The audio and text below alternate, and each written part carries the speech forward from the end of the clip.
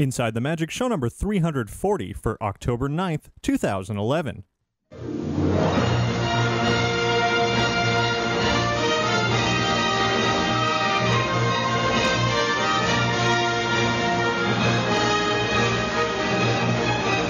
It is Sunday, October 9th, 2011. This is show 340 of Inside the Magic, and as always, I am your host, Ricky Briganti. We have another great show packed with Disney and theme park news and a whole lot more fun. And before we get started with all of that, I do invite you to visit InsideTheMagic.net. There you'll find all of our podcasts, videos, photos, news, articles, and so much more. And if you ever have any news, tips, or questions, you can contact me by writing to Ricky at InsideTheMagic.net, or you can call and leave a message at 407-494-4ITM. That's 4486. And now, let's get on with the show.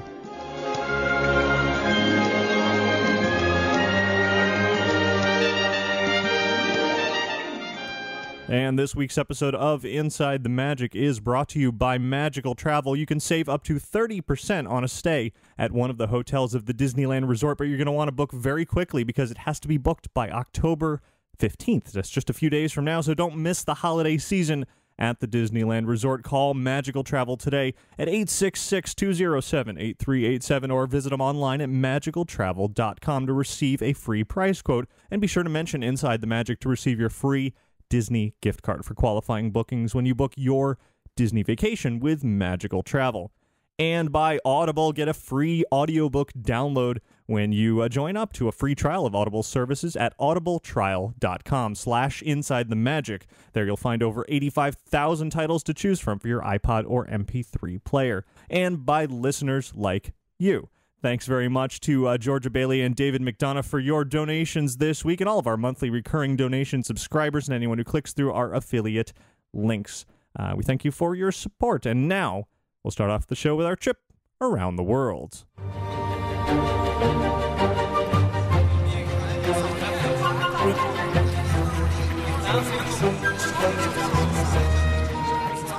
Lots of really big and surprising news to get to this week, but first up, I do want to put in a quick mention about something Inside the Magic related. The nominees for the 2011 Podcast Awards were just announced last night, and Inside the Magic is once again nominated for Best Produced and Best Travel Podcast in these the Podcast Awards for this year. So thanks very much to everybody who submitted us for a nomination. Voting, this is the important part, voting begins for the Podcast Awards this coming Tuesday. That is October 12th. We'll be running for 2 weeks daily. That's the important part, is that voting is daily. So if you nominated us, if you want to help support us, if you want to get us that elusive win that that has escaped us for so many years now, you're going to want to go to podcastawards.com every single day between October 12th and 26th and vote for Inside the Magic for both of those categories, Best Produced and Best Travel. And I thank you very much for that. The nomination is wonderful, and it'd be great to finally take home a win.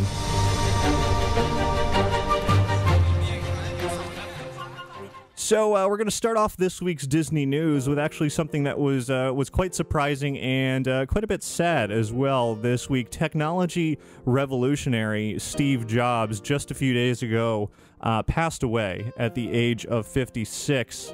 He was battling cancer for quite a while. Of course, Steve Jobs is the co-founder of Apple, known for iPhone and iPods and iPads and iMacs and Macintosh and all of that. But he's had a long connection to the Walt Disney Company, in addition to being such a big part of electronics and home computing.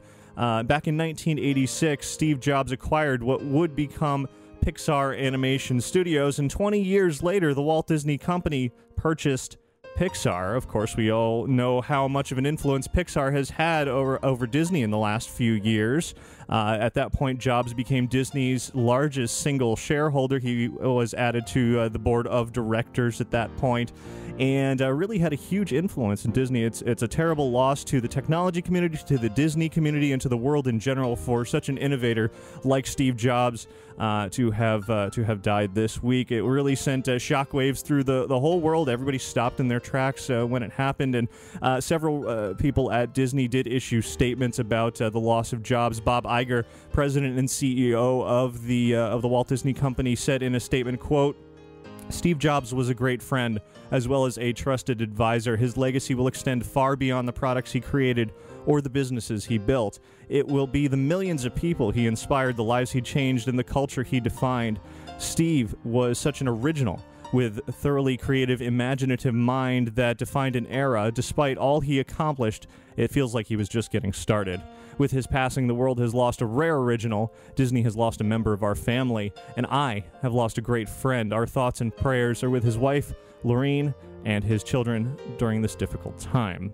And Iger also sent out a note to all Disney cast members separately from that statement, and I'll read that for you as well. Bob Iger wrote, "Dear colleagues, after a courageous fight, Steve Jobs has lost his long battle against cancer. It's almost incomprehensible that such a force of nature could ever be subdued, much less stilled.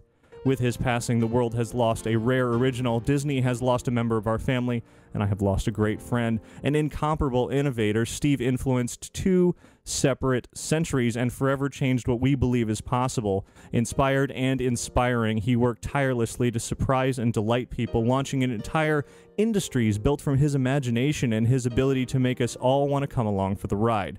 I know we are all proud that he was part of our Disney family, honored that he entrusted the creative brilliance of Pixar to our keeping, and grateful for his support, advice, and friendship. Steve once shared his views on life with college graduates in a commencement address that, true to his style, set a new standard. He said, quote, 'Your time is limited, so don't waste it living someone else's life. Have the courage to follow your heart and intuition.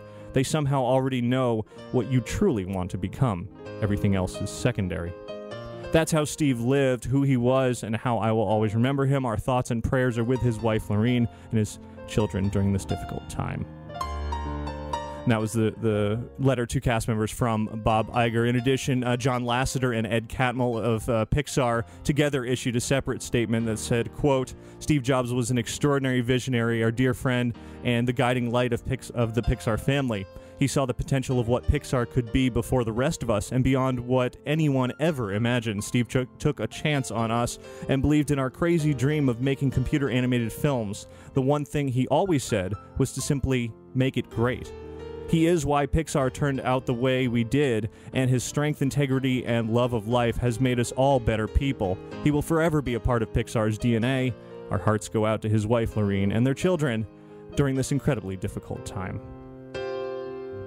Of course, Jobs has had, as I've said, and as they said, a huge influence on Disney, even so much as in the recent Spaceship Earth refurbishment, a scene was added featuring a young, bearded, long-haired computer enthusiast working on an early personal computer. Now, that scene doesn't necessarily depict Steve Jobs himself. It's been argued that it's Jobs versus Steve Wozniak, his co-founder at Apple, versus other people, but it is very representative of the time in which Jobs and Wozniak and many others were working on the world of personal home computers. In addition, as a tribute, Bob Iger has issued that the flags at Disney's theme parks be lowered to half staff in memory of Steve Jobs for another few days till October 13th, excuse me.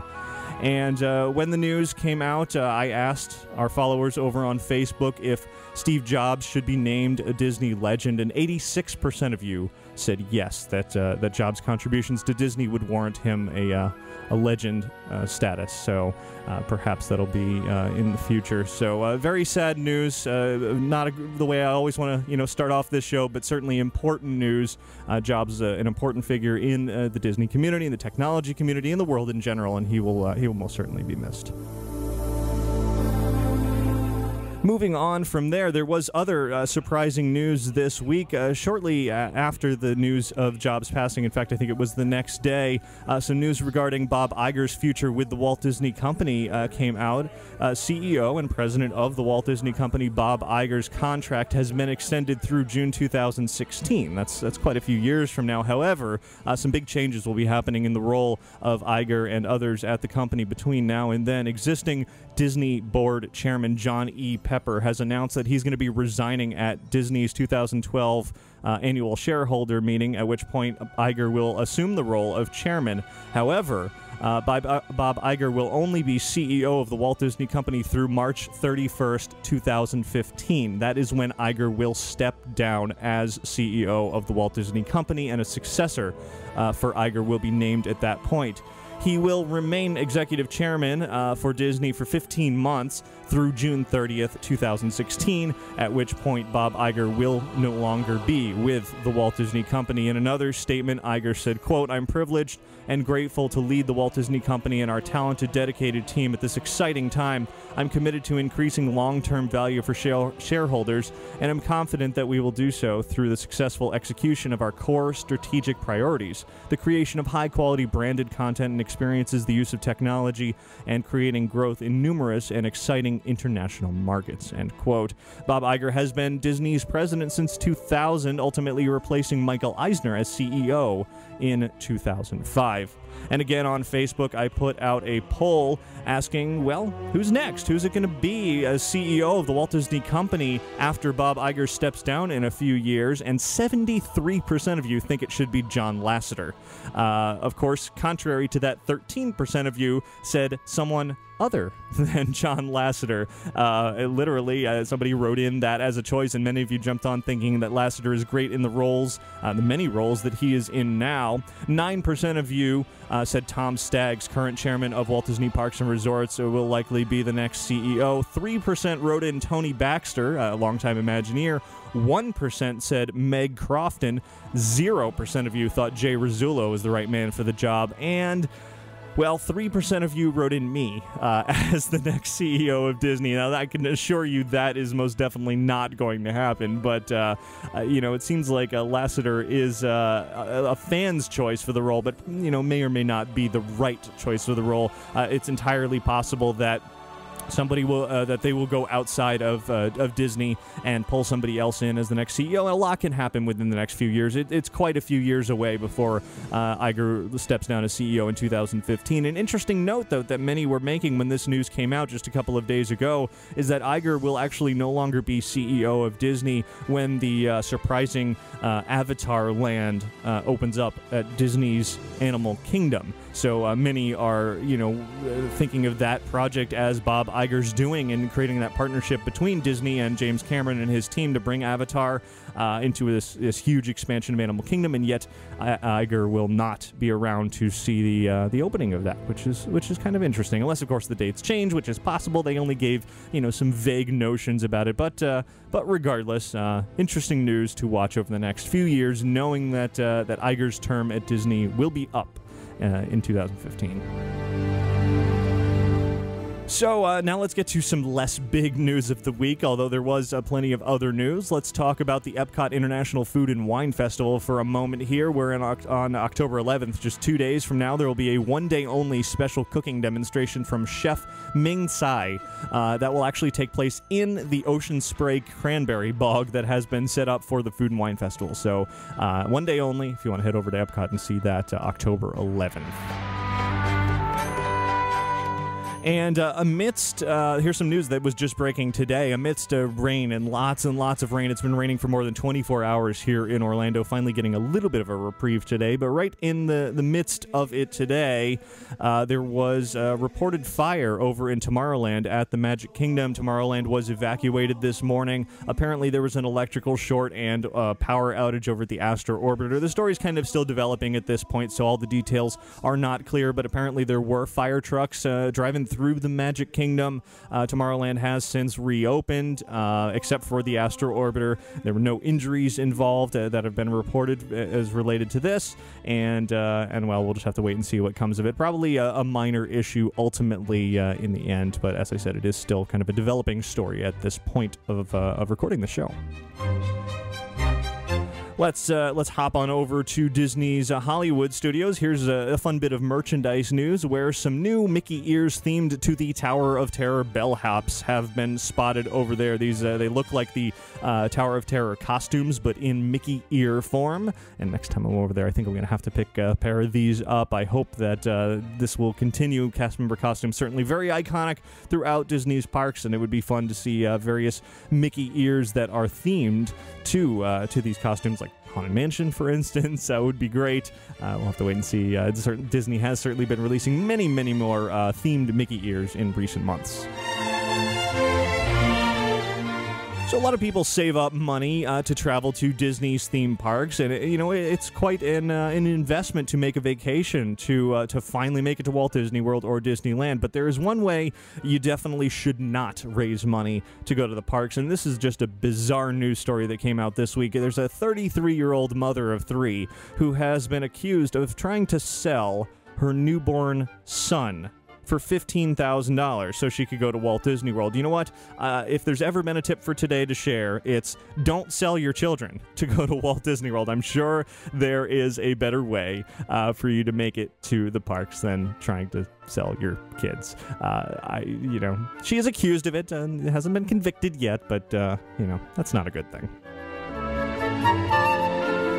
All right, let's turn away from Disney here for a moment, where the Orlando Sentinel this week is reporting that SeaWorld here in Orlando over the next couple of years in 2012 and 13 are planning some major new attractions, basically to rival Walt Disney World's ongoing expansion Fantasyland and Wizarding World over at Universal Orlando. Well, basically saying that SeaWorld's got to step it up now to stay in the mix. Apparently, the Penguin exhibit that's been there for a very long time now, more than 20 years, I believe, is going to close in December for an 18-month refurbishment, perhaps being demolished at that point to make way for some sort of new ride, perhaps an Antarctic-themed ride. We'll have to wait and see. No announcements yet.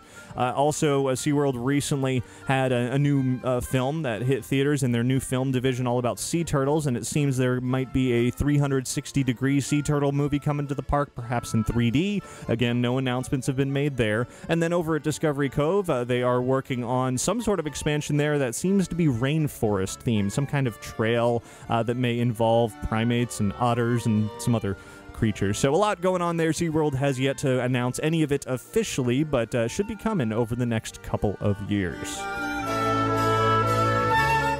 And of course, it is still Halloween season. It is the month of October. Lots of fun Halloween activities going on. And this weekend, still going on right now as I am speaking, although ending today, was Spooky Empire's Ultimate Horror Weekend over on International Drive. And just a couple of days ago on Friday was their annual zombie walk down International Drive. A lot of fun Disney-themed zombie costumes making their way down the street, blocking traffic and creating all kinds of commotion as they do every year. Very amusing sight.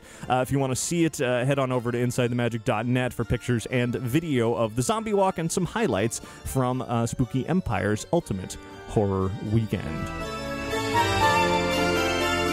One more bit of non-Disney news here before we jump back into all the Disneyness is that just about a week ago, in fact, exactly a week ago, I took a lights-on walking tour of 3 of the haunted houses over at Halloween Horror Nights at Universal Orlando. So if you're interested in seeing what goes on inside the haunted houses, the highly detailed, highly themed houses of Halloween Horror Nights without actually wanting to see any of the scares, this is a great way to do it, to see all of the details and no actors, no effects, nobody jumping out at you. You can head on over to InsideTheMagic.net to see pictures and video of all of that. And if you're interested in booking it once you see that, of course, you can find that over at HalloweenHorrorNights.com.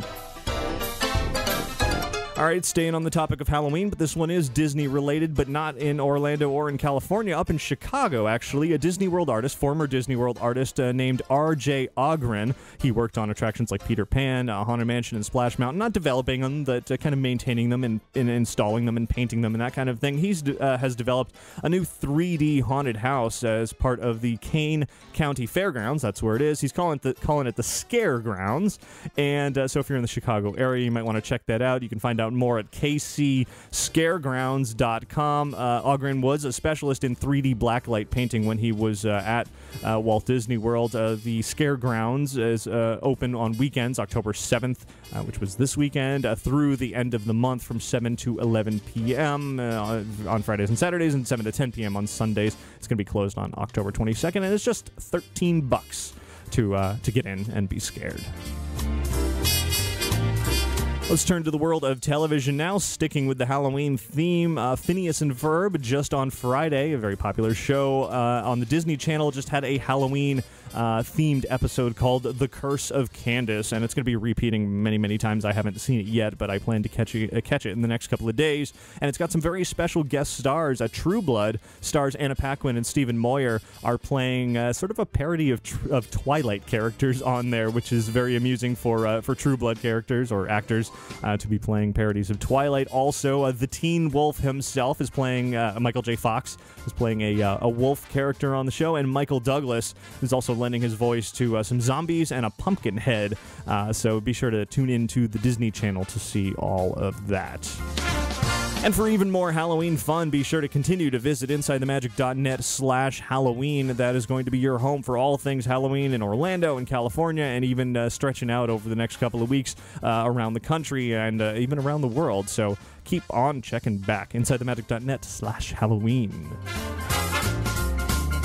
One more little bit of Halloween fun here that was sent to me from Disney. 31 Days of Disney-inspired Halloween is over at family.com. There you'll find Disney and Halloween-themed decorations, pumpkin carving templates, some masks that you can print out and cut out and wear, and a whole lot more. It's actually at family.com/holidays.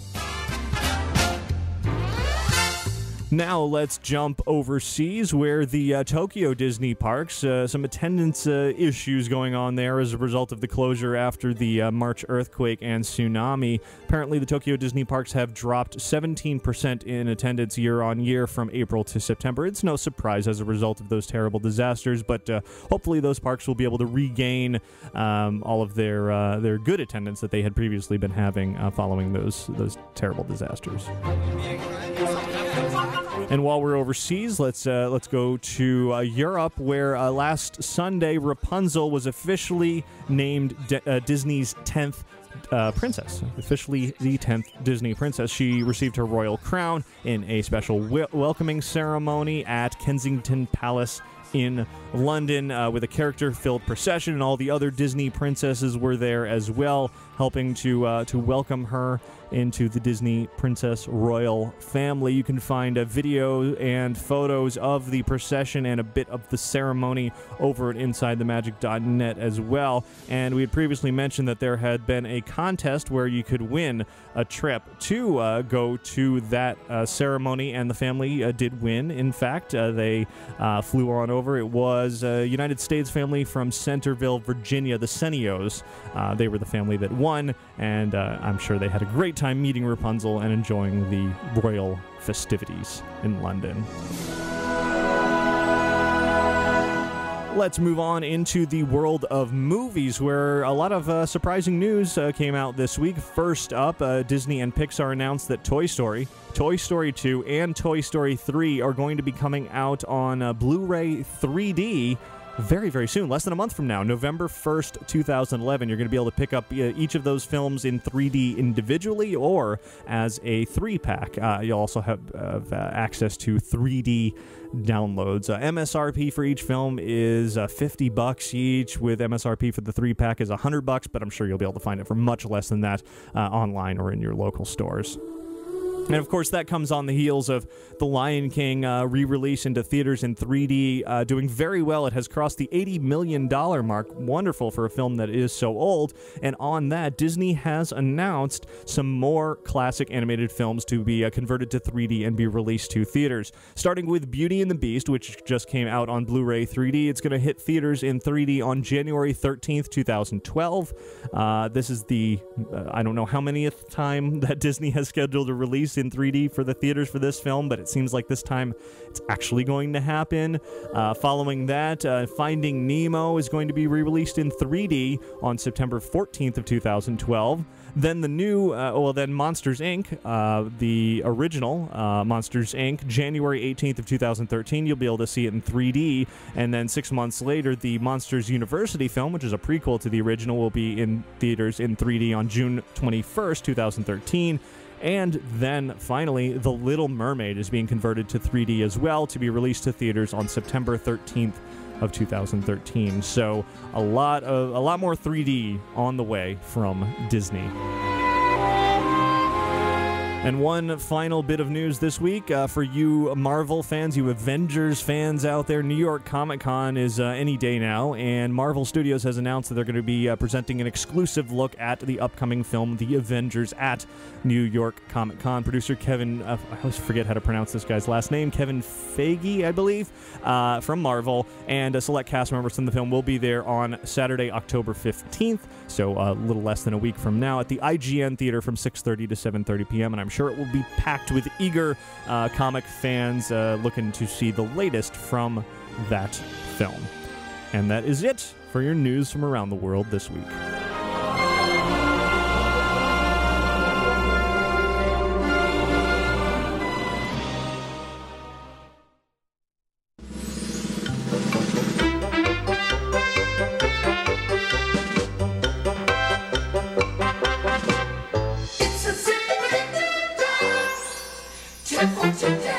This week's tip comes in from Jackie, who writes, if you were trying to get a nice family photo in front of Cinderella Castle, as many do, arrive early, even before a character breakfast. Last time we visited, my family had reservations for the Crystal Palace before the park opened, and we walked up Main Street and were stopped by a PhotoPass photographer in their usual spot and asked if we wanted our picture taken in front of the castle. It turned out great because we are not hot and sweaty looking, because it was still a bit cool outside, plus there were very few other guests in the background, making it the perfect picture. Jackie, great tip. Always fun to be in the park in the morning before all of the masses arrive for the day, and yeah, to not be all hot and sweaty looking in a photo is always a good thing. You're, prim and proper for the morning to enjoy your breakfast and then head out and get all hot and sweaty while you're making your way around the park and having fun. So, great tip. Everyone else out there, email your tips into tips@insidethemagic.net.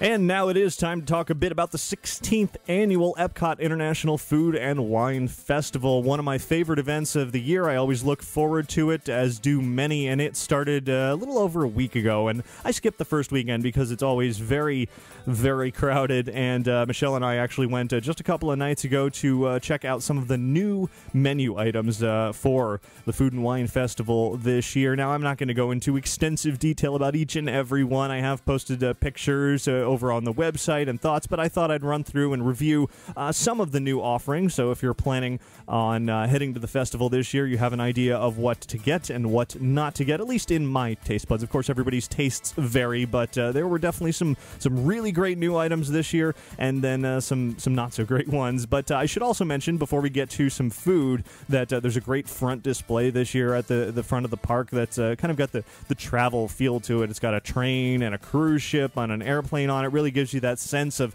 coming to Epcot, arriving there to go on an adventure, to go all the way around the world sampling food along the way. And then further into Future World, guests showing up at Epcot not only for the Food and Wine Festival, but throughout, presumably, the foreseeable future. Disney has now installed a new tip board that is 4 high-definition displays right next to each other that show not only the wait times for attractions, but also additional information about the park, whatever it happens to be going on at the time. And of course, right now that is the Food and Wine Festival, so you get some extra festival tips as you approach this. This is right in the center of Future World, on the other side of the pin station is where you'll find this new HD tip board that replaces the old not HD one.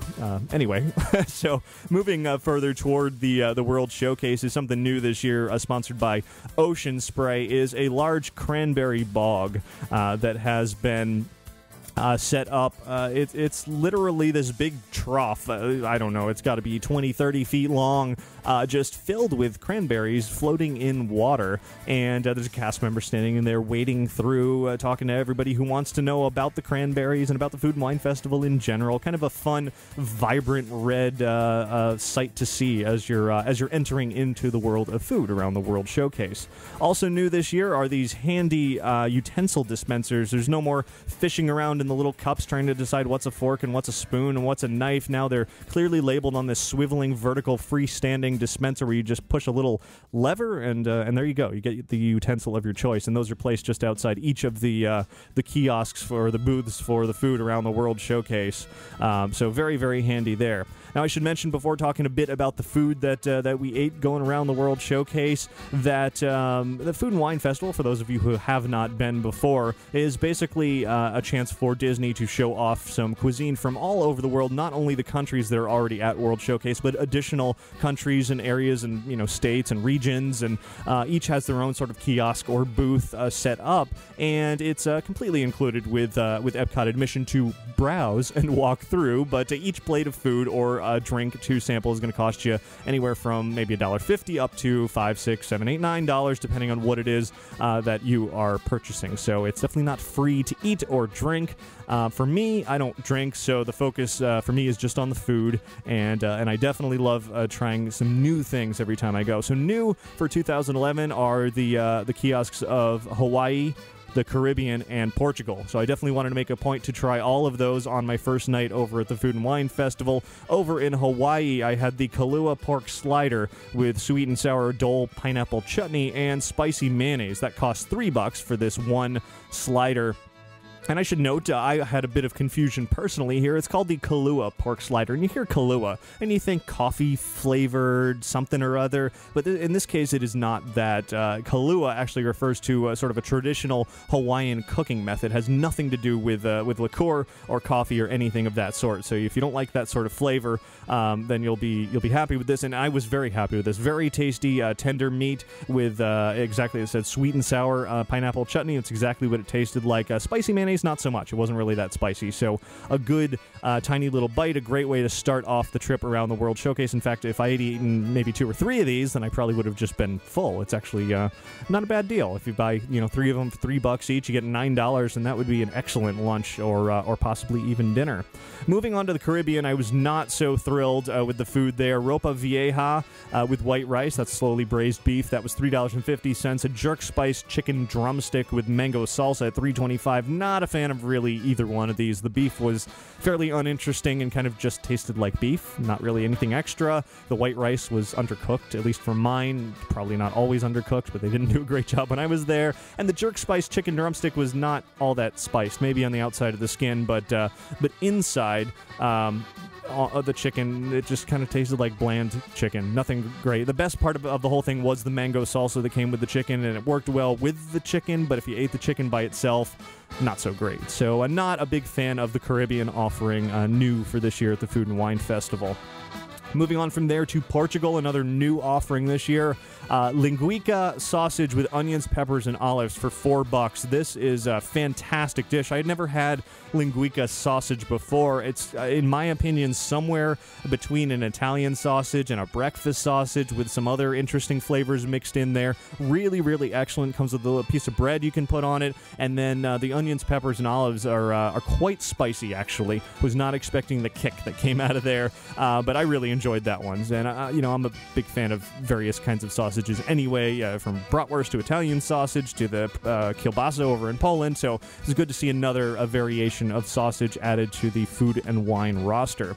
Something new and interesting in the pavilion, actually just devoted to cheese this year, was the availability of touch screen kiosks. Now, I had never seen these in the Food and Wine Festival before, and I believe this is the only one this year that has these. So rather than ordering with a cashier, you can actually just walk up to one of 2 kiosks, press some buttons on there, decide what you want, how many of it, swipe your card, and you are done. You don't have to talk to anybody. You pick up your food, and you are on your way. So this could be the future of the Food and Wine Festival. Rather than employing so many cashiers, they could also roll out a whole bunch of touchscreen kiosks if these go over well. We'll have to wait and see how that goes for them. But there at the cheese area, we chowed down on some cheese fondue with sourdough bread for $3. Actually, Michelle was the one who ate the majority of this. I just sampled sampled it, and we were told it's a mixture, I believe, of Gruyere and Gouda cheese. I thought it was really good. I didn't think it was nearly as strong tasting as the cheese fondue that they had last year at the festival. However, I did see somebody comment when I posted these thoughts on the website that the cheese was still too strong for them. So I guess it just depends on your own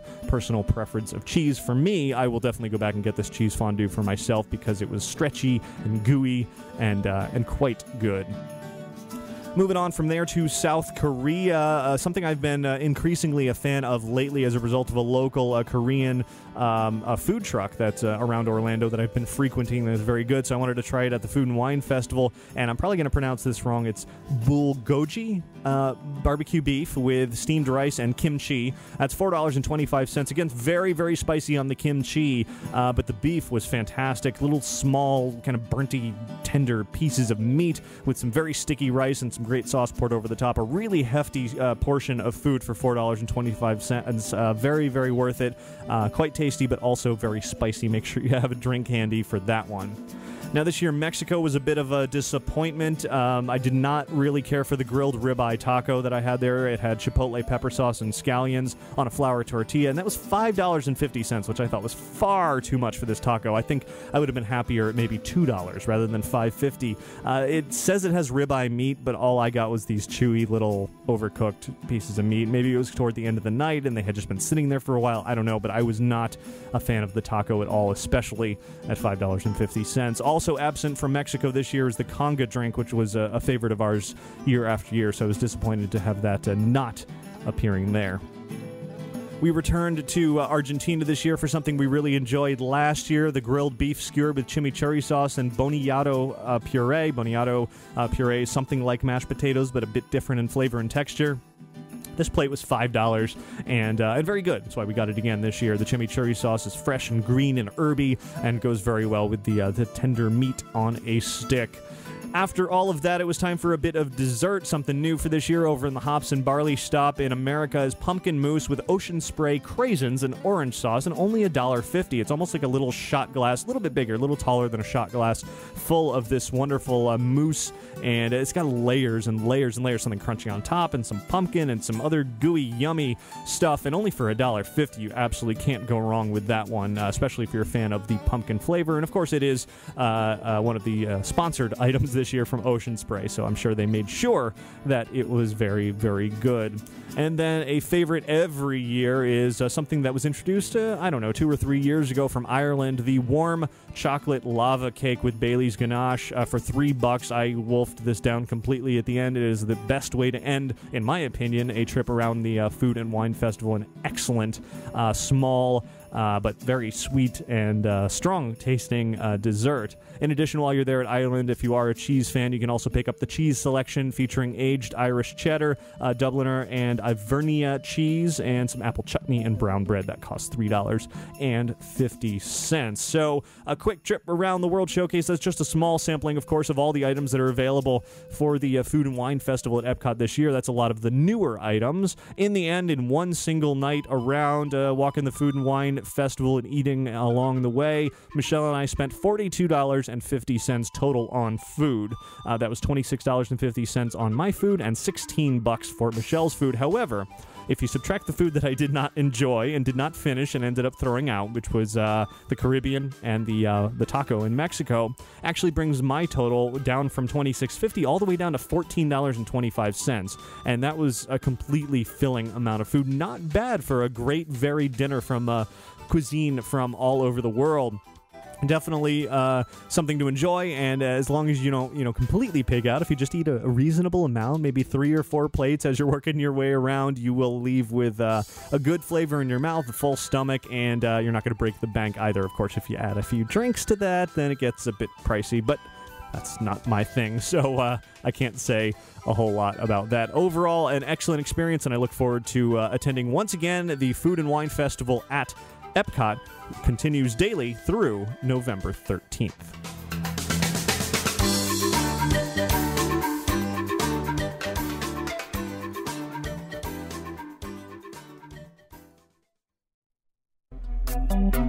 And Now, before we continue with some more fun here on the show, I do want to put in a quick word about Lanyard Lab. If you've got a business to promote, a convention to visit and give away some giveaways, or if you're at a church or a school or any other organization where you have to wear a name tag around your neck, best way to do it is to accessorize those name tags with custom lanyards. You can add your company's name, your school's name, your logo, any colors you want onto the lanyard. Do it all by visiting lanyardlab.com. Fill out our free price quote request form. Submit all your details to us. We'll email you back with a quote, along with a proof showing you what your lanyards will look like. There's no obligation to purchase, so you can do all of that completely free. Check it out, and if you like what you see, you can buy it right there online. Again, it's all over at lanyardlab.com.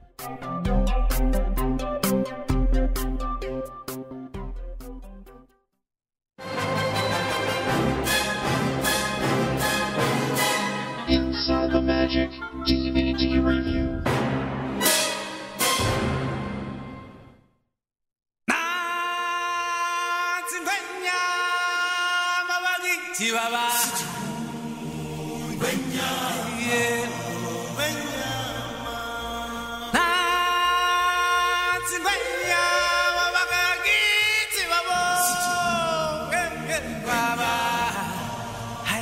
Well, any Disney fan is certainly going to recognize those iconic notes that open The Lion King. And as I said earlier in the show this week, The Lion King has been doing very, very well in 3D in theaters, about 3 weeks or so out in theaters now, topping $80 million. Pretty astounding number for a film that has been out for quite some time. And this past Tuesday, it was released on Blu-ray 3D. And that is what I want to talk about real quick here. You know, it's a movie that's been around forever. It's a classic that I don't need to go into the actual movie itself. I'm not reviewing The Lion King because everybody knows The Lion King is a fantastic film. It's emotional, it's heartwarming, it's friendship, it's many, many other things, and well, you know what The Lion King is. But specifically about this home release of The Lion King in 3D, it's on Blu-ray, it's high definition, and it looks fantastic. In fact, it is a flawless transition to Blu-ray. It looks better than I've ever seen it before. Vibrant colors, crisp lines, fluid motion, and despite what I have said on this show before, I am now actually a fan of The Lion King in 3D. I saw only a small sampling of it at the D23 Expo a couple of months ago. And I was not terribly excited by the opening sequence of The Lion King in 3D. It just seemed a little gimmicky and unnecessary. However, after sitting down and really watching more and more of the film, I thought this post-conversion 3D version of The Lion King really does a nice job of immersing you into the film without being gimmicky, actually. The opening sequence, a little gimmicky. They really try to throw the 3D in your face, but from there, it kind of just works throughout the rest of the film, whether it's a sweeping shot of the African plains or something a little spookier like Scar emerging from green glowing fog, Simba in the middle of a stampede. All sequences like that just really look very, very good in 3D. Still crisp and vibrant. Of course, like any 3D, unfortunately, the colors are a little bit darkened depending on the glasses that you're wearing. But, you know, overall, I think The Lion King actually does well in 3D, and on Blu-ray 3D, it actually looks quite good. Now, bonus features that have been included on this new release are really, really fantastic. If you're a fan of Don Hahn's documentary Waking Sleeping Beauty, then you're going to love the bonus features on this Lion King release. First, speaking of Don Hahn, there's one called The Lion King, a memoir. Don Hahn. Hahn was a producer of The Lion King, and he basically retells the story of The Lion King making of from his own perspective in very much the same style as his Waking Sleeping Beauty documentary about Disney animation in general.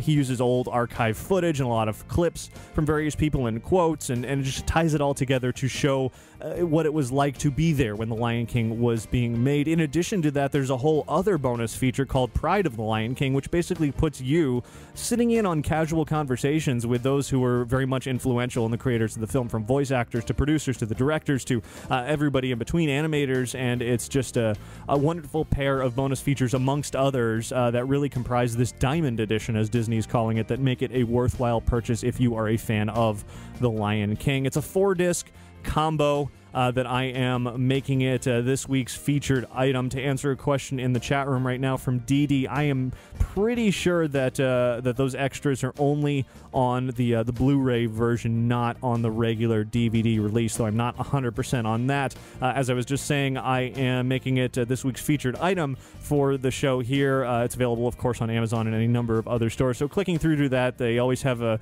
description of exactly which features go on which disc. It's always hard to follow with these 4-disc releases and 3-disc and 2-disc and 1-disc releases which features go on which version. So definitely I advise you, if you're looking for a particular feature, make sure to check that out beforehand before you buy it. But I would recommend getting it. Those 2 bonus features are really excellent. And so if you haven't picked it up yet, you can go to the show notes for this week's show 340 over at InsideTheMagic.net and grab it from there.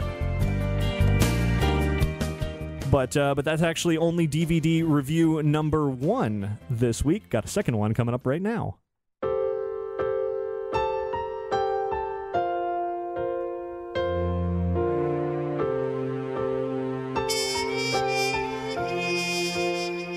And of course, that familiar medley is Beauty and the Beast, which was released on Blu-ray 3D the same day as The Lion King 3D, but with much less fanfare. As I said earlier, Beauty and the Beast is hitting theaters next year, early next year in 3D, but it's been delayed and delayed and delayed. It was first shown off as a concept, really, quite a few years ago. The fact that Disney was converting the film to 3D had a lot of hype at the time. Disney said it was hitting theaters at a certain date. Didn't happen. Missed that date. Then it had another date set.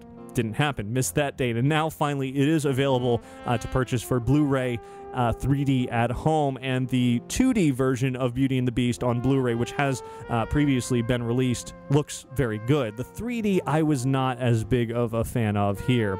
Actually, the 3D in the menu system on the Blu-ray 3D looks better than the 3D movie itself.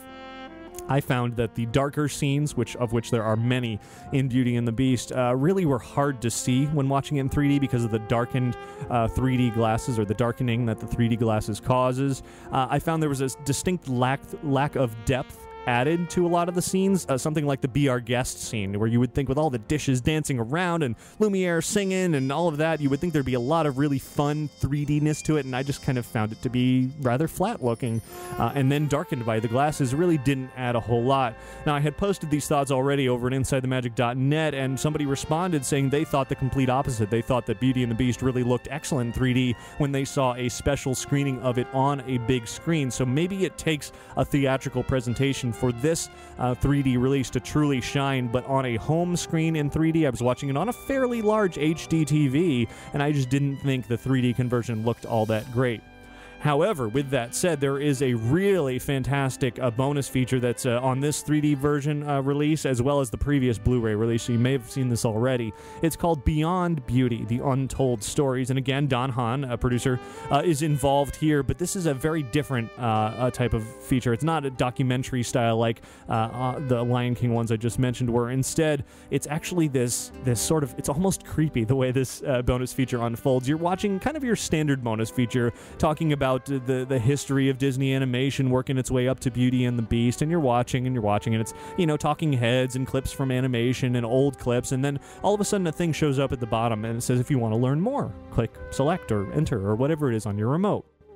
And if you click the button at that time, suddenly the person who is looking off camera, off to the right or to the left, because you hit the button, turns and faces you, looking right into the camera, looking out at the TV, directing at you, saying, oh, I'm excited that you wanted to learn more about something about animation. Let me tell you. And then it launches into this whole other sequence about, whatever it is that you wanted to learn more about. It's completely seamless the way it transitions from them talking interview style off camera into all of a sudden looking at you. And if you don't hit the button, it just moves on without that happening. So it is a really fun and kind of jarring moment in this bonus feature when it occurs. And you can do it repeatedly throughout the very, very long feature. So if you're a fan of Beauty and the Beast or just Disney animation in general, this is one definitely to pick up. If not for the 3D version of the film, maybe just the 2D high-definition transfer. Definitely looks good. Probably the best release of Beauty and the Beast so far. Not great in 3D, but the 2D version, fantastic, and this Beyond Beauty bonus feature also very, very good. Not as great of a release as The Lion King, in my opinion, but still a very, very good one.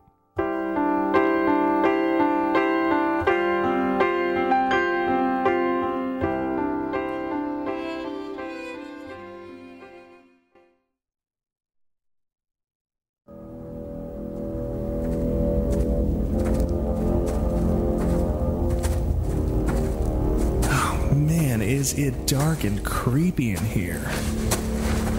Ow! Now, of course my flashlight would be losing battery power. Come on. Come on. I knew I should have come to this old storage locker in the daytime. What was that? Come on, Ricky. Get a grip. Now, I know I put them in here somewhere. Nope. No, not in there. Oh, wait. I think I found it. Ah, here it is. I'll just get all these gross cobwebs off. After these old smelly newspapers. Almost there. Ah. Oh, hey Ricky. How's it going? Hey, Jay, dust yourself off, man. It's almost time for a backstage pass. Halloween is coming. What? It is? Already?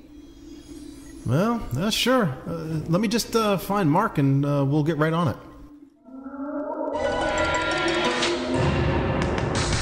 Coming later this month, the Halloween edition of Backstage Pass for 2011, only on Inside the Magic.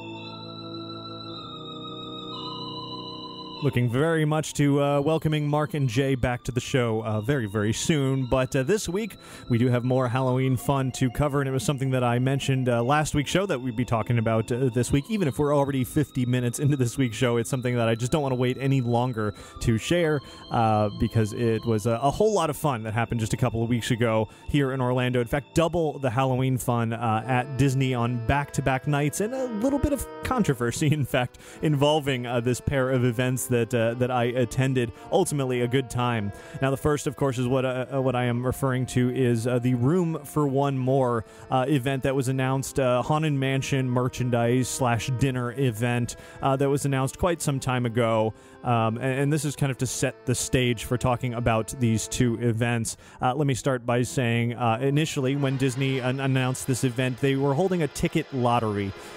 Basically, you would put in your name, and if you were chosen, you got a chance to buy a ticket for the Room for One More event. This is because Disney was anticipating a huge response, which they got to this free ticket lottery. However, when it actually came time for those who were awarded the chance to buy a ticket, they realized it was $285 for a ticket, and many did not buy a ticket. Ultimately, lots and lots of tickets were left over. There were ideally 750 people or 750 tickets that Disney wanted to sell.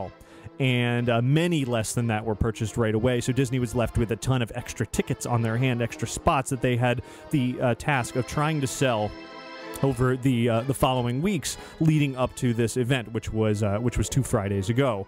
It was September 30th, and the event was to be held at Disney's Contemporary Resort, not at the Haunted Mansion, which is a bit odd for a Haunted Mansion event.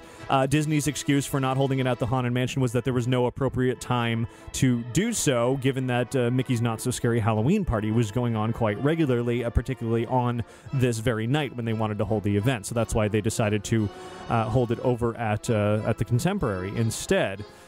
To boost ticket sales at the Florida Project, a pin and vinylmation event at Epcot, Disney revealed that the special gift that all who pay $285 to go to the Room for One More Haunted Mansion event would receive Mr. Toad figure, a statue, which those of you who are watching on the video version can see him behind me.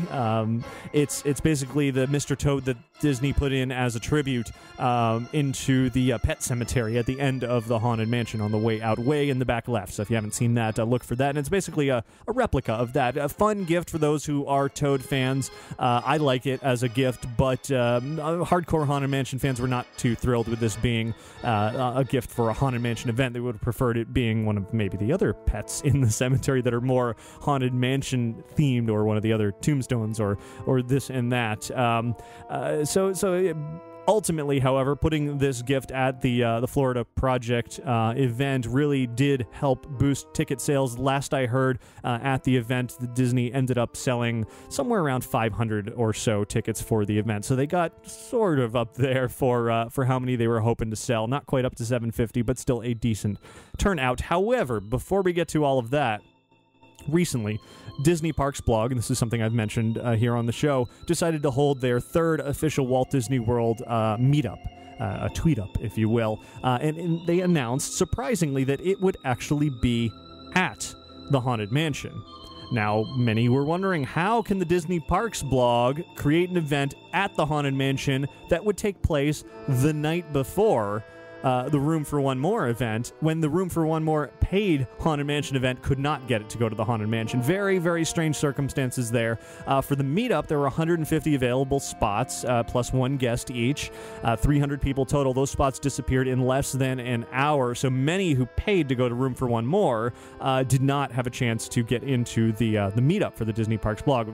Disappointment, frustration came out of that. A lot of complaints came out of that, and the meetup was promising a lot of entertainment, Haunted Mansion-themed entertainment, some special gifts, and even spending some time with Walt Disney Imagineers at the Haunted Mansion. And that was more than really the Room for One More event had promised at that point. So needless to say, a lot of complaints were flooding into event services at Disney, which prompted Disney to send out an email saying, hey, surprise, we were going to surprise you with tickets to Mickey's Not So Scary Halloween Party after the Room for One More event, but because of your complaints, we decided to just let you know now. Yeah, so whether or not you believe that Disney was truly trying to surprise everybody, or if they were just kind of backpedaling and trying to make it right, it was a nice gesture for Disney to offer a chance to get to the Haunted Mansion after Room for One More ended, unless you had already made other plans to do something else. Anyway, so with all of that said, let me talk about the actual events themselves. The beginning of the, starting with the Disney Parks Blog meetup that was 2 Thursdays ago, the night before the Room for One More event. Of course, it was a Haunted Mansion themed meetup. However, since it was going to be an after-hours meetup, you couldn't just drive to the Magic Kingdom and walk in that way. Actually had to be bussed over. So everybody met over at Blizzard Beach in the parking lot for this 3-hour event, and everybody were encouraged, all who were attending, to show up in costumes, and definitely plenty of really good costumed attendees showed up for this Haunted Mansion Disney Parks Blog meetup. One of my favorites was a girl dressed as the Parasol Girl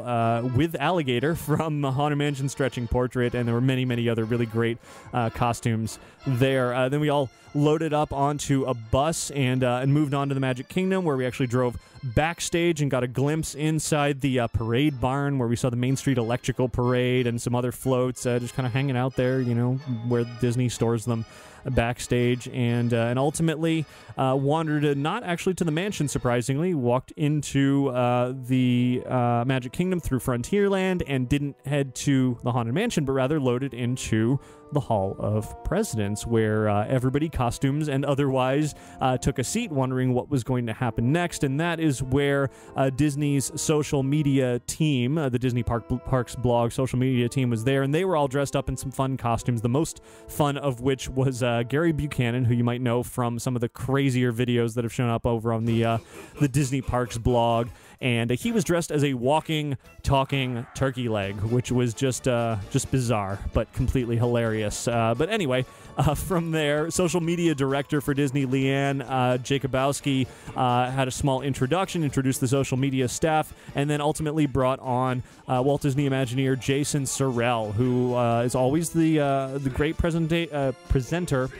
Wrote the book literally on Haunted Mansion history, and was giving a short presentation to the crowd in attendance there about the history of the Haunted Mansion. Didn't really go into anything that everybody kind of already knew or didn't already know, and he knew that. He actually turned it kind of into more of Jason Sorrell comedy, 20 minutes or so, as he always does, because he's a funny guy, and it was still entertaining even if you didn't really learn a whole lot. Nothing terribly groundbreaking. Now you can watch Sorrell's entire presentation from that evening over at InsideTheMagic.net, as well as on YouTube. I've posted it there. But at the end of his presentation, this is something I want to share right now. Sorrell actually had a brief Q&A. And one of the questions that is asked very, very often, and it was asked on this night as well, is about the possibility of the future of Haunted Mansion Holiday ever coming to Walt Disney World. And here is what Jason had to say about Haunted Mansion Holiday. The question was, would we ever consider doing the Nightmare Before Christmas Haunted Mansion Holiday here in Florida? I'm assuming most of you would like that.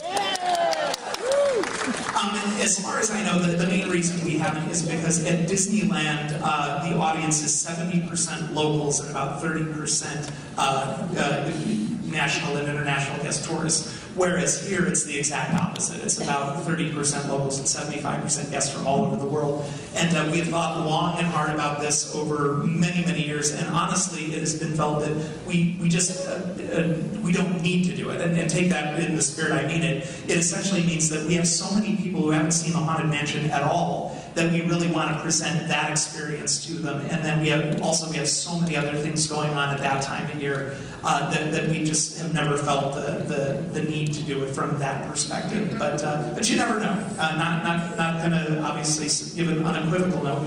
You never know what we're going to do. But that is the main reason. We've just felt that we're trying to present the original experience to so many people that haven't seen it yet.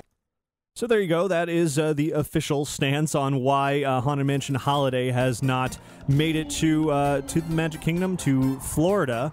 And, it's something that many, including myself, would love to see.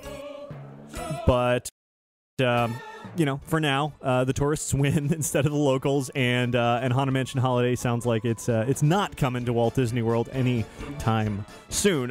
During that talk, Sorrell also noticed, here's another interesting tidbit, that the new sculpt created for the interactive queue at the Haunted Mansion, some of those busts that are right at the beginning of the queue, were actually given their quote-unquote blessing by famed Disney artist and legend Blaine Gibson, who worked on countless Disney attractions, sculpted most of the President's Head for the Hall of Presidents, Pirates and Haunted Mansion, etc., etc. So it definitely interesting to note that that those were given the go-ahead and the okay and the blessing of somebody like that. It's such an important part of Disney history. So anyway, moving on from there, the night then proceeded kind of a free-form, do-whatever-you-want night in Liberty Square and in Frontierland, with the Haunted Mansion being available for rides. On the way out of the Hall of Presidents at this meetup, it was almost a small version of Mickey's not-so-scary Halloween party that the Disney Parks blog was putting on for everybody. I should mention, by the way, this whole meetup was completely free. So everything you've heard so far and everything I'm about to say for this meetup, completely free to those who attended.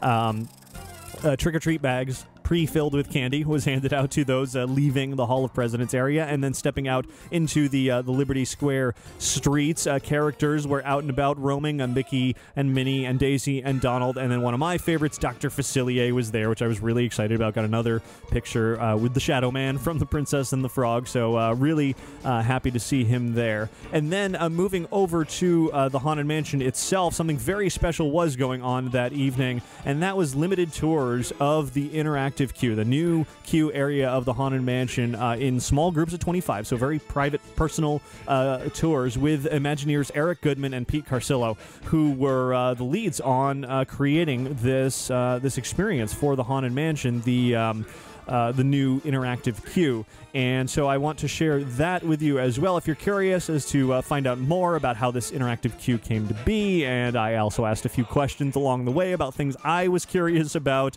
Then it's interesting to find out exactly what was the thought process behind each of the scenes in this, it's a little bit controversial. It's kind of a love it or hate it area of the Haunted Mansion, the new cemetery, if you will, as you're approaching the entrance. So now let's hop over to the Disney Parks blog, tweet up for a tour of the Haunted Mansion Interactive Queue with Imagineer Eric Goodman. I'm Eric Goodman. I'm a show producer with Walt Disney Imagineering. This is what I did last summer. This was my project. We created this interactive Haunted Mansion. We're really excited about doing this. Pete Carcillo is back over there. He'll be back in just a moment. He was our art director on the project. My job was basically just to say yes to Pete.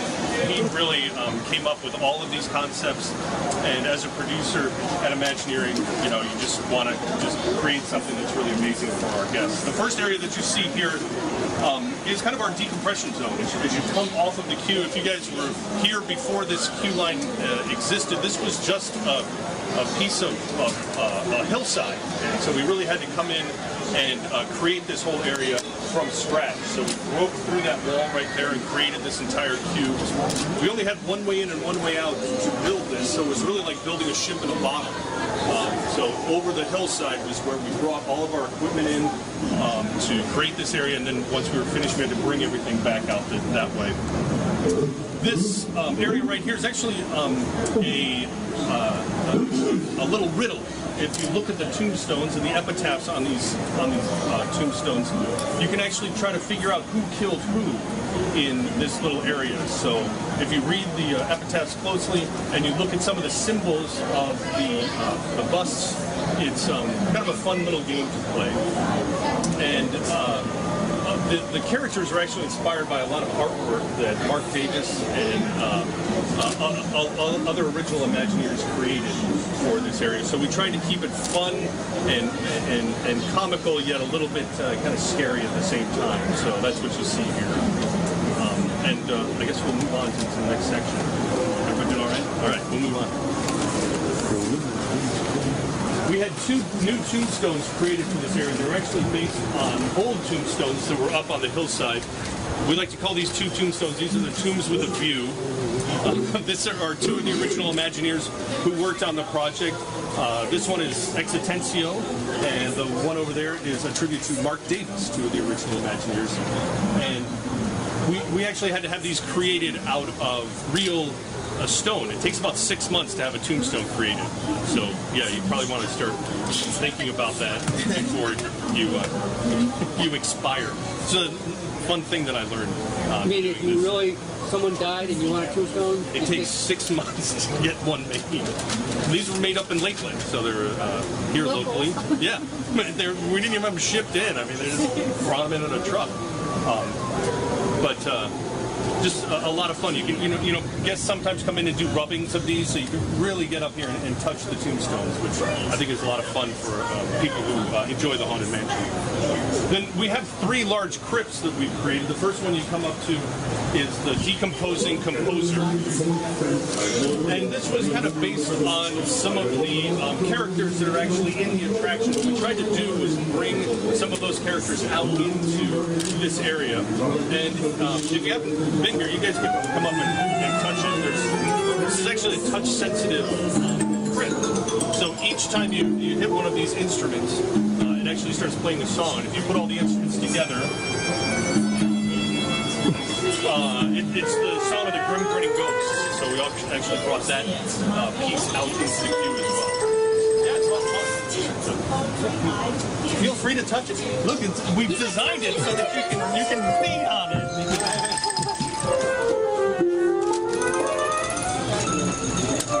And then coming around this area, we have kind of the actual organ that we created. And there's a lot of fun little pieces to all of these crypts. You'll actually see the number 13 repeated a lot of times in all of the designs. There are 13 stops on the organ. You can actually play this. This has sensors in it as well.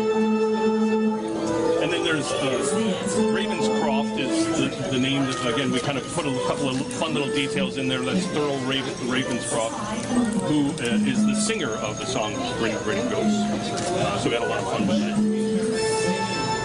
Yeah, all sensors.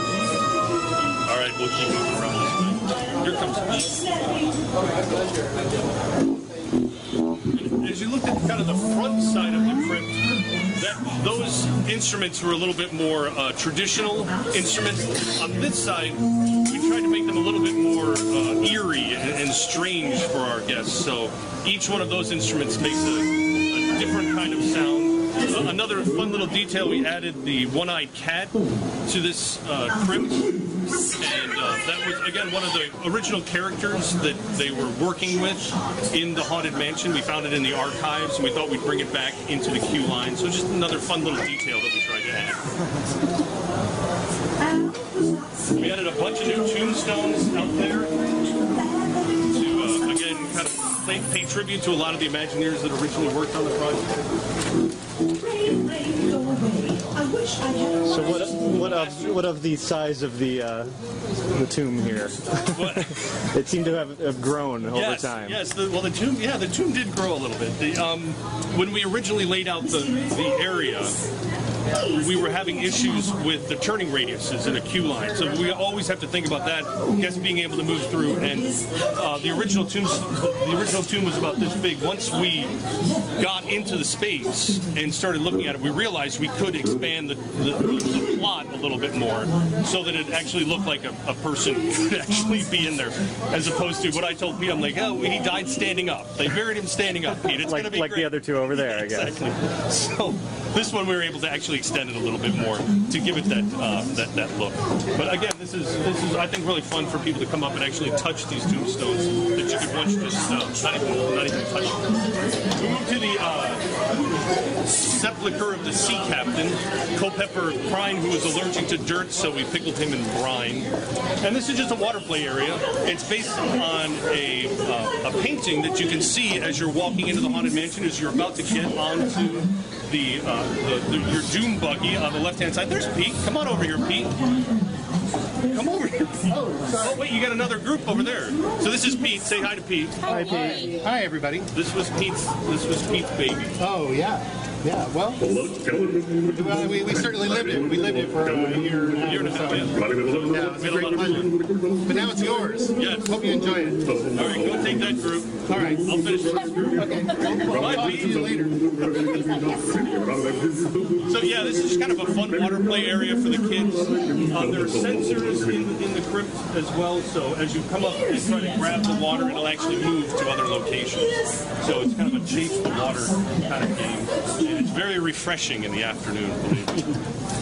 The last crypt we have here is the posthumous poetess, who is Prudence Pock, who died of writer's block.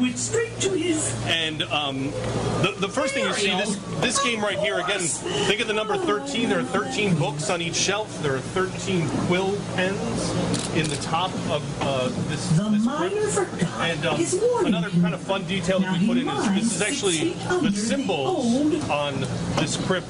Are actually a cryptogram, and if you can decipher the symbols, it will create a little rhyme for you. So I think that it's out on the blog. So try it yourself, but don't see the did you do it? I did it. Yeah. Did you? My wife and I did. That was like within 2 days. We're it was fast. amazing. It was like, oh my god! I thought for sure it's going to take a couple of weeks. 2 days later. This is a fun area. The right word is cemetery. This is a voice recognition program that we set in here. Again, Pete did some great art here. If you look at this, the crypt a little bit back, you can see it's actually a face. So there's and the angles arose. Both shot well in the duel. Now they both the quill decompose. down there are the Oh, teeth. Prudence, you are so it's kind of a gifted fun little and detail ghastly. Let's do another one. Then we'll sneak down this one. In the swamp, poor Sally Slater was eaten by an... It's kind of hard to see, but we added a lot of, at least 4 more kind of epitaphs to some other Disney legends in this area. And another fun detail that we put in, yeah, that's Roland Crump. Pete, you can actually see in the cement, you can see the footsteps of the caretaker as he's doing his rounds, and there's actually footsteps of the dog as well. And there's a little doggy door you put in there. Back there, some fun. So you can see his footsteps coming all the way up. And then kind of the last element you see is Colin Campbell. And we were actually able to talk to Colin before he passed away. He just passed away about a week after we opened this queue lineup. And he was really excited because he was like, I hit the trifecta. I've got a window on Main Street. I'm a Disney legend, and now I have a tombstone at the Haunted Mansion. So he was really thrilled to have this done for him. So we had a lot of fun with that. Does anybody have any questions or comments or personal problems that you'd like to talk about right now? What about the bride's ring? Oh, the bride's ring.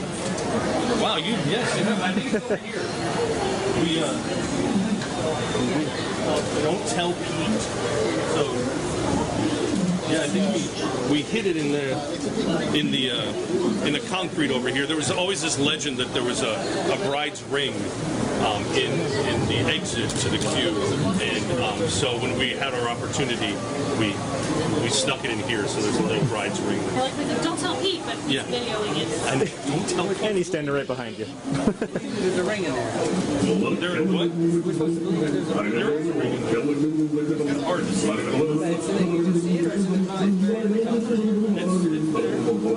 Oh, okay. Yeah, we put the bride's ring in there.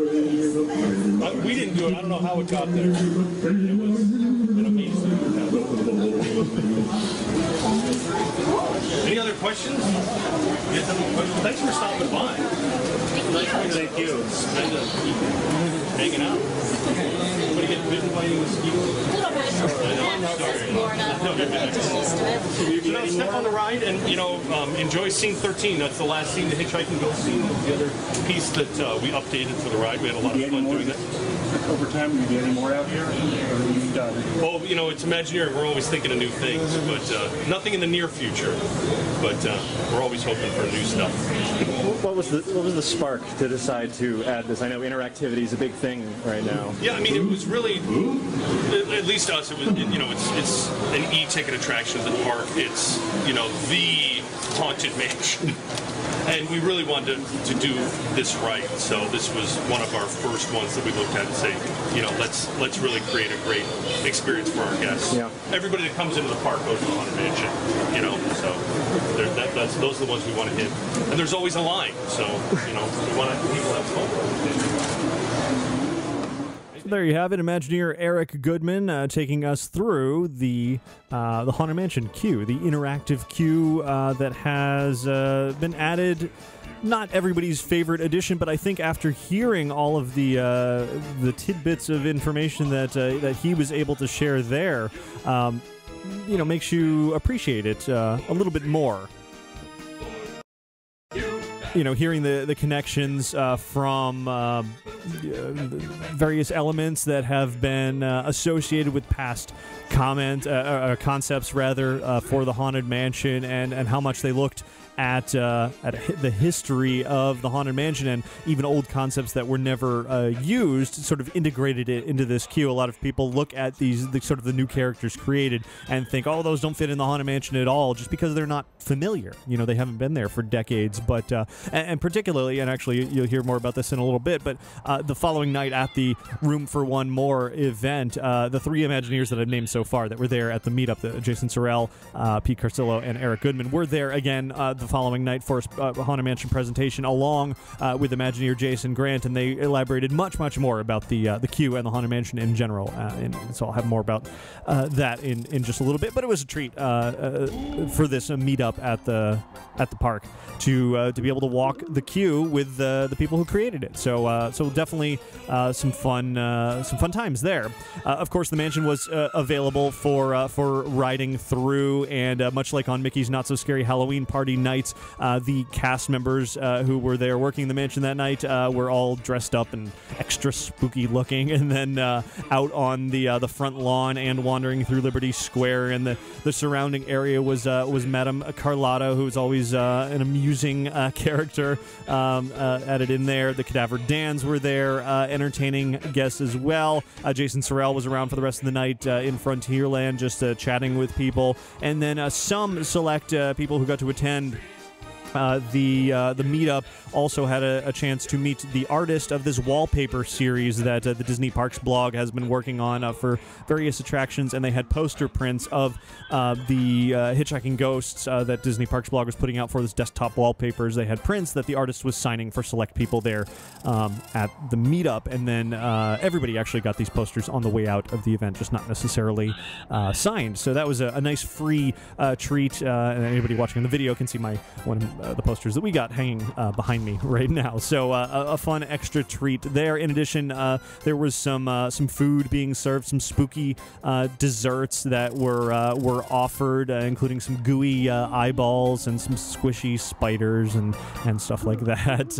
Themed desserts for the evening, and then it all wrapped up with a ride through Liberty Square and Frontierland by the Headless Horsemen.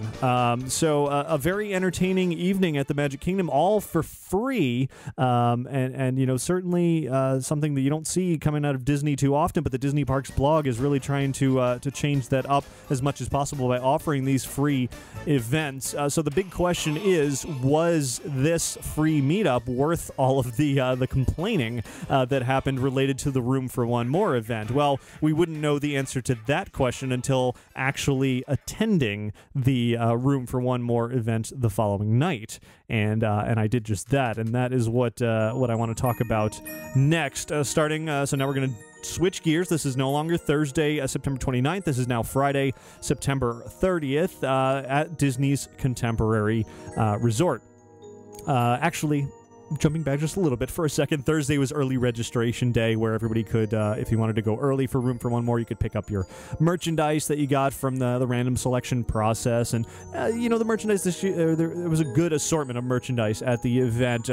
Again, those of you watching the video version of the show can see a little bit of it. We bought a ton of stuff, since we buy just about everything Haunted Mansion, but some of the highlights were these Mickey ears and little Vinylmation that were Haunted Mansion themed, some artwork from various artists. This particular piece behind me right now is from the artist Noah, and many, many other pieces of merchandise that I definitely can't even have remotely enough room to show it all here. But it left with a good amount of merchandise on Thursday before going to that meetup, and it's all being added to our growing Haunted Mansion room here in our house. But anyway, so now moving on to September 30th, the evening before Walt Disney World was to celebrate its 40th anniversary, which is what we talked about last week on the show. This was, of course, going to be the Haunted Mansion's 40th anniversary as well, and for $40 extra as part of the event, you could get some frightening photos. I ended up not paying the extra $40. I thought that was kind of a perk that should have been included with the $285 ticket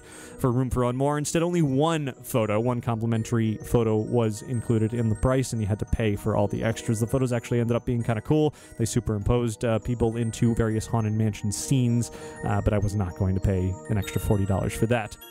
So daytime of September 30th, the activities that were going on in the ballroom of the Contemporary included a chance to meet the artists who had created the merchandise for this Haunted Mansion event.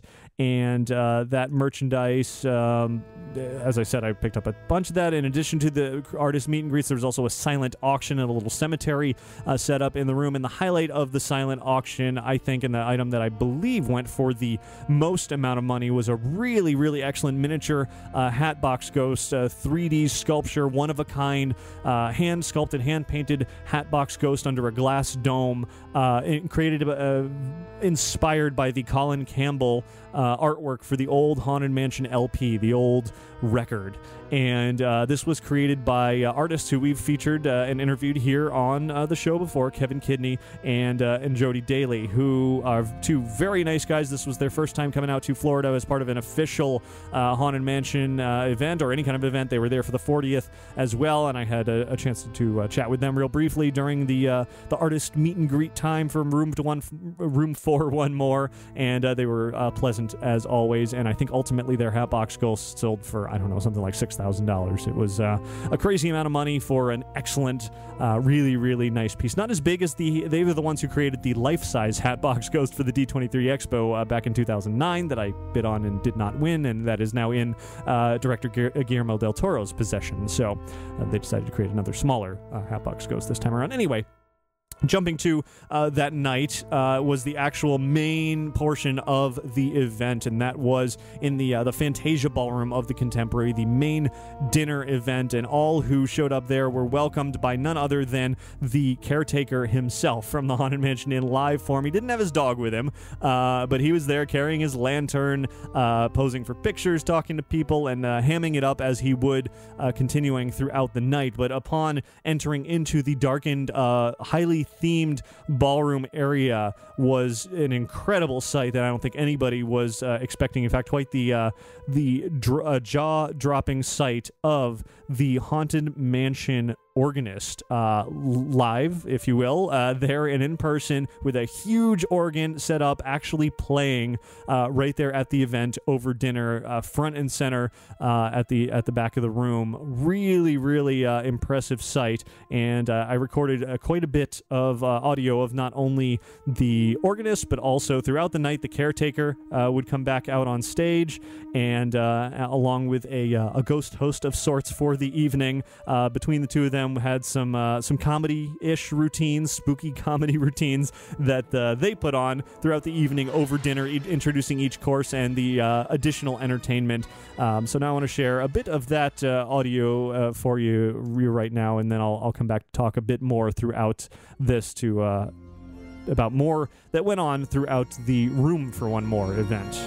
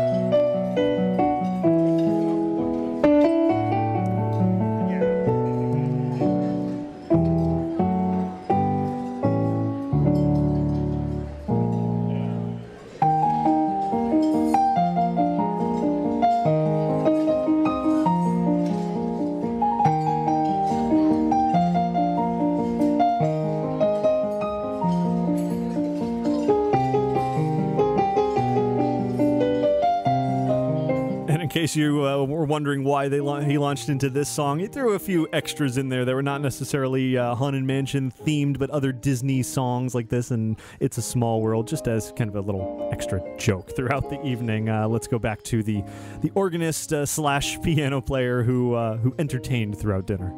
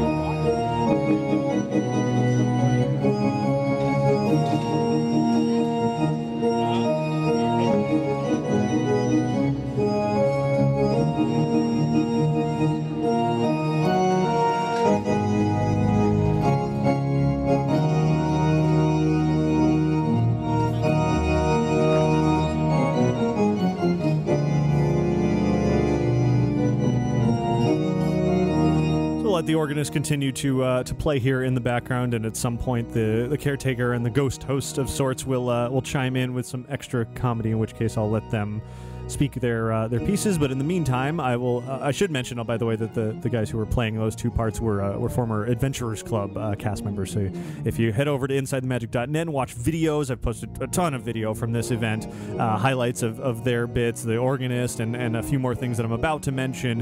You might recognize them as well as in the photos. But anyway, so over the course of the Room for One More event, in addition to this live entertainment, we were also served dinner. Of course, it was a dinner event, and the first course was sitting there as we entered the ballroom, and that was a salad, and the salad was a kind of fairly standard greens with some vegetables and garnished with some stuffed olives, which were really, really good. It was a very good salad, nothing extraordinary, but variety of dressings and a really excellent sort of crostini crouton sort of thing on there, and a good dish. Dinner at events like this, Disney events, dinner events, are always hit or miss. And in this time, when we got to the entree portion, it was phenomenal. It was probably one of the best entree dishes that I've had at a Disney event like this. It was tender short ribs with some velvety mashed potatoes and some seasoned vegetables, and I just wolfed the entire plate down. It was excellent, really, really excellent food that I was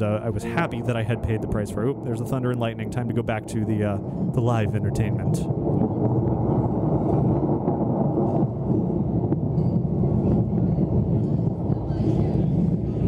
How do you do that? One of the few pleasures of shuffling off this mortal coil. Oh. Can't you do that? What? Oh yeah, sure. Well, go ahead. Well, yeah. You want to see me? You want to see me make the thunder and the lightning? You want to see me? Let's you want see to see you me bring make the the thunder thunder. and lightning? You want to see me make the thunder and the lightning? All right. All right.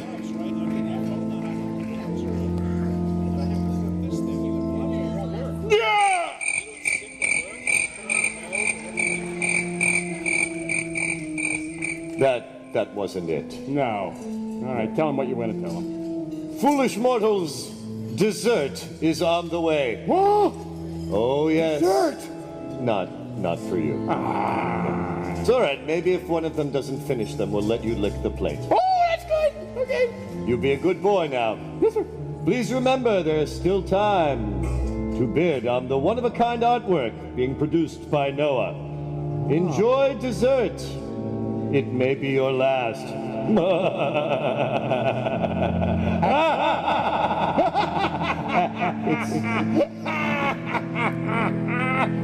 What? Do I have something on my lip? Yeah, right there. Oh, that's awkward. That thing right there. I think you got a little bit of that tiara massue in there. Let me get that out. Don't touch it. I know, it's fine. Thank you. Don't touch it.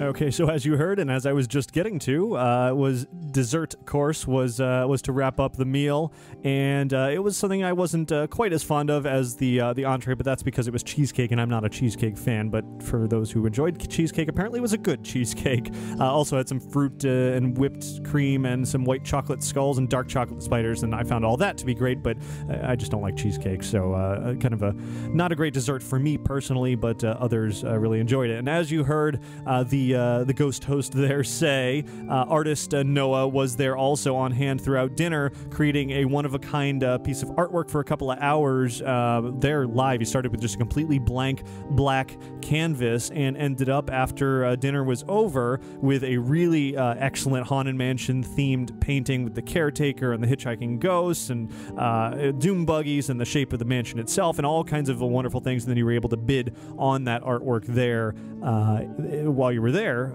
and then win it at the end of the night if you had the high bid, which was great. I did not bid on it, but congratulations to whoever won it.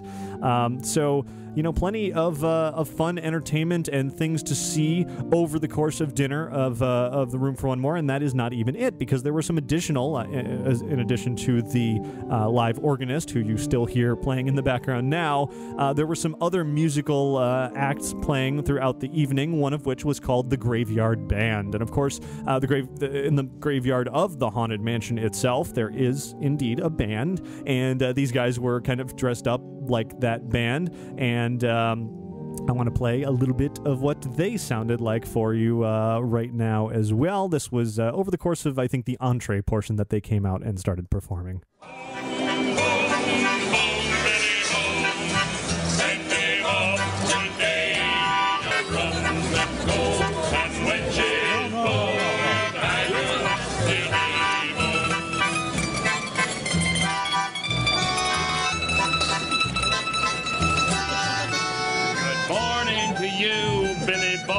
Billy Bones, morning to you, charming Billy.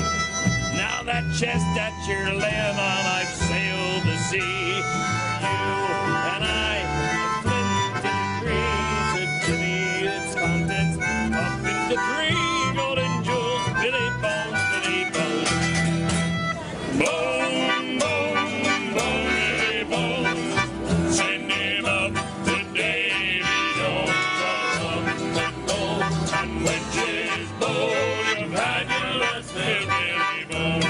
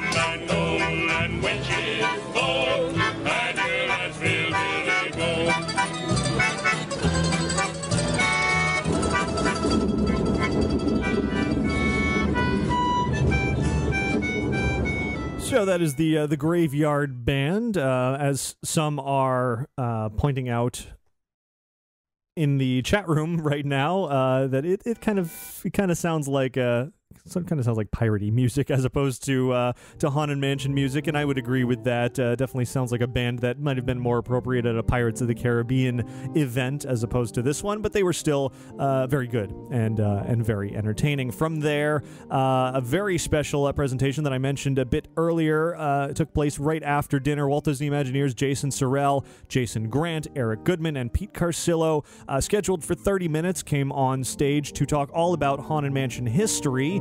It ended up being a 60-minute presentation, all about starting way back in the construction of the Haunted Mansion for Disneyland in California, working its way all the way through the present day. Now, with the stuff that they started with, pretty much all the fans in the audience knew. I mean, this was a Haunted Mansion event. We had hardcore Haunted Mansion fans that knew all of the history of the Haunted Mansion. Nothing new there, but when they finally got to Walt Disney World and the recent additions for the Haunted Mansion, that's where it became very, very interesting, talking about the interactive queue and the new elements that have been inserted into the Haunted Mansion back in 2007, as well as the recent changes to the hitchhiking ghosts, and to hear about the staircases and the animated ghosts and the queue itself was great. Apparently the sculptures that I had mentioned earlier in the interactive queue that were blessed, if you will, by Disney legend Blaine Gibson. They were actually directly inspired by some old sculptures by Blaine Gibson himself, and they showed those during the presentation in the evening. They never found their way into the Haunted Mansion, but it was great to see that that row of 5 sculptures that are there at the beginning of the interactive queue are actually directly inspired by those from Blaine Gibson years ago. They potentially could have been in the mansion all these years, and now they finally found their way in there. Makes me appreciate those sculptures even more. In addition, a fun extra detail: if you're riding through the new animated hitchhiking ghost scene, you might notice if you're riding by yourself, the skeletal hitchhiking ghost, often referred to as Ezra. If you happen across this particular animation, he'll lift his hat, and it looks like a bunch of birds go flying out, and you're kind of confused, why are there birds flying around the Haunted Mansion? Well, it was pointed out in the presentation that those birds are actually flying versions of those iconic bat stanchions that are so famous from the Haunted Mansion. As you're rounding in the queue and walking up to the Doom Buggies, you see those little bats there. So very cool, something to note. If you look real carefully, you can see the CG representations of those. You can watch the full 1 hour Imagineer presentation over at InsideTheMagic.net, as well as at YouTube. Yes, I held up my arm with a video camera for an entire hour and recorded the whole thing. I didn't bring a tripod or anything, which was a mistake. I probably should have, but instead I recorded the whole thing for you so you can enjoy. And what I'm going to do this week is, even though it's already a very, very long show at an hour 37, if you're interested in continuing to listen, I'm going to include the full audio of that whole presentation at the tail end of this show. For those of you watching the video version of this show, I'm not going to include the whole video here because it's already on YouTube. No point in duplicating that whole video with it being an hour long. So at this point in the video version, I'm going to put a link right down here at the bottom of the screen for those of you who want to click on that and watch that whole video, and that will come on YouTube. But for those of you in the audio version, then you can listen to it at the very tail end of this show if you want to. But I do have one more bit of audio to share and video right now, and it's one last finale performance that happened at the very end of the night for the Room for One More event. It was a surprise at the end where they brought out who they called the Cemetery Singers, who performed 2 songs for everybody, the first of which was a song called Zombie Jamboree, which I didn't think felt and feel very right for the event. It was very upbeat, high energy sort of a cappella performance that I thought kind of came out of nowhere. It was entertaining, but didn't exactly fit the same feel as this organ music perhaps that you're hearing in the background now. However, they ended with an a cappella version of Grim Grinning Ghost that was really, really fantastic, and that is what I want to share with you right now.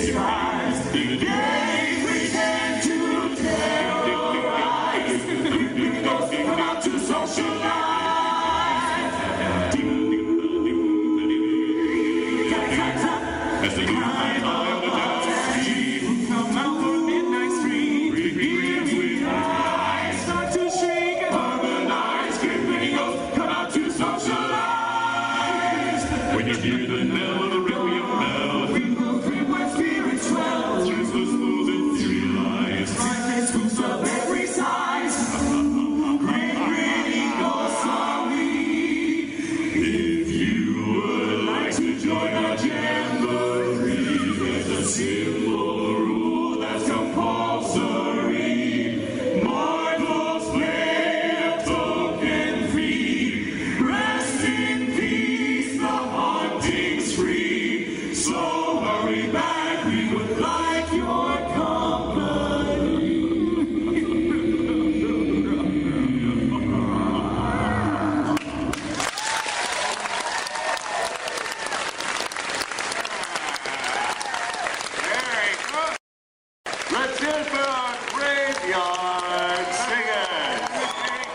And there you have it. That was essentially the conclusion of the Room for One More event. Ended up being a very enjoyable evening. On the way out, there were a couple of special gifts in addition to tickets to Mickey's Not So Scary Halloween Party, as I mentioned earlier. There were also some trick-or-treat bags of candy, Mickey Mouse watch, and then the same Haunted Mansion Disney Parks blog posters they had given out the night before. I guess they had a bunch of extras. So since Michelle and I attended both the meetup as well as the Room for One More event, and Michelle was picked to get one of the signed posters the night before, we actually ended up with 5 of those posters. So I've got some extras that I'm still deciding on what exactly to do with them. Maybe they'll become some contest prizes at some point. As I said, there's one hanging on the wall behind me right at the moment. So $285 for Room for One More. Was it worth it? I don't know. Mr. Toad's statue gift that was included in that was valued at $100 according to Disney. So knock that off the price. That brings it down to $185. I would say the dinner that we ate probably worth about $30 to $40 because it was a really good dinner with good service and included a soda or a drink or whatever. So maybe $40 for that.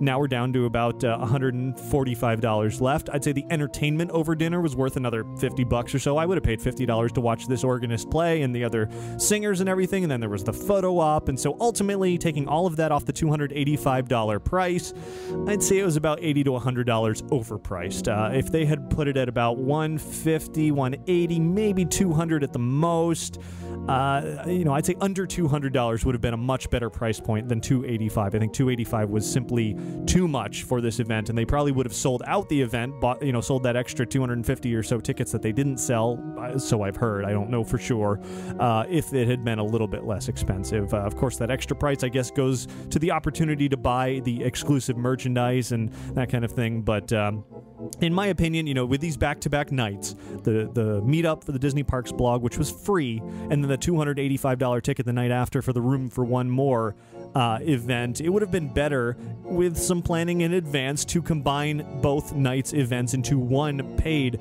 event with the dinner at the Contemporary still and the presentation and all that entertainment, but then go over to the mansion afterwards for all of the stuff that went on for the meetup. They could have simply scheduled the Room for One More event the night before and had it all lumped into one massive, really, really amazing event. To see those Imagineers give their presentation and then afterwards walk around the mansion with them would have been really, really amazing for everybody there. And, the crowds weren't all that different. It was 300 people at the meetup versus 500 people at the Room for One More event. So not a huge, planning difference. I guess it just comes down to event services at Disney versus the Disney Parks blog team at Disney. And the two, just seemed to have not communicated with each other that they were each planning Haunted Mansion events, one free, one paid, one, both limited. I don't know. It's kind of a bit of a mess, but ultimately I fortunately was able to go to both.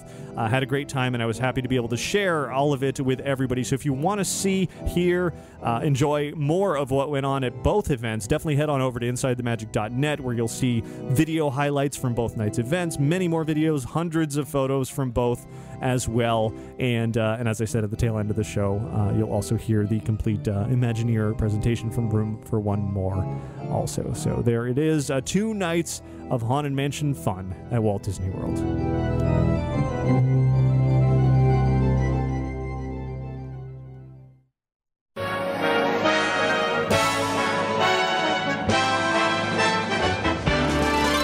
There's a great, big, beautiful tomorrow. And that's about wraps up show 340 of Inside the Magic. I do want to mention once again that the 2011 Podcast Awards, we have gotten 2 nominations once again this year for Best Produced and Best Travel. I thank everybody once again for submitting us and nominating us for those 2 awards. Starting this Wednesday, October 12th is when the voting begins. Daily voting for 2 weeks solid. If you nominated us, even if you didn't nominate us, I hope you will go out to podcastawards.com and vote for us both for Best Produced and Best Travel once per day. That's 14 votes total. And if each and every one of you do that every single day, perhaps we'll have a shot of actually taking home an award this year and not just being nominated, although I am most appreciative of the nomination Evacuation once again. So I do want to thank Magical Travel for sponsoring this week's episode of Inside the Magic. You can find out more about their travel services by visiting magicaltravel.com.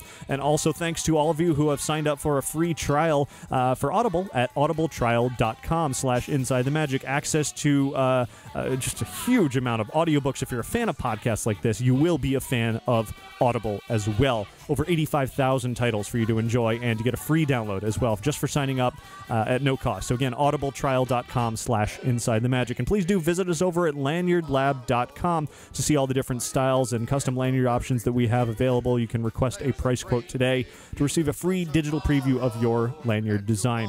And between episodes of this show, please do visit InsideTheMagic.net, not only for the show notes and links and background music listings, but also all of our podcasts, videos, photos, news, and articles, and much more. Find us on Twitter and Facebook and YouTube. I think we are approaching 17,000 subscribers on YouTube, over 11,000 followers on Twitter, and I don't even know how many on Facebook, several thousand there as well. So join in the conversation that goes on every day on all of those social networks. So I'm going to leave you now, if you're listening to the audio version of the show, with the Imagineer presentation for Room for One More. Of course, all the video version watchers out there, it's already on our YouTube channel, so you can enjoy it there as well. So thanks to all of you for listening and watching each and every week.